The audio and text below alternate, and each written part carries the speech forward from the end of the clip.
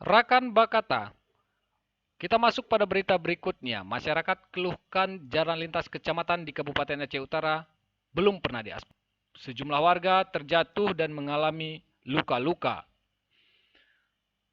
Kepala Urusan Pembangunan Desa Alungom, Kecamatan Nibung, Kabupaten Aceh Utara, Mukhtar Rijal kepada Bakata on TV mengaku sangat kesulitan dengan kondisi jalan tersebut.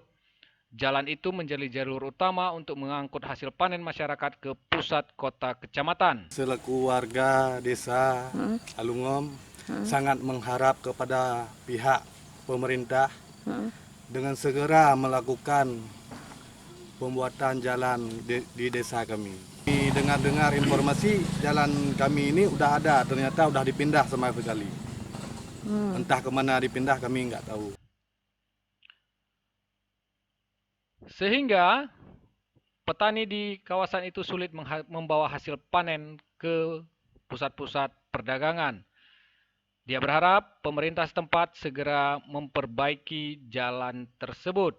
Sebelumnya, jalan itu pada tahun 2014 dan 2017 telah diajukan ke Bupati Aceh Utara Muhammad M. Taib untuk segera diperbaiki.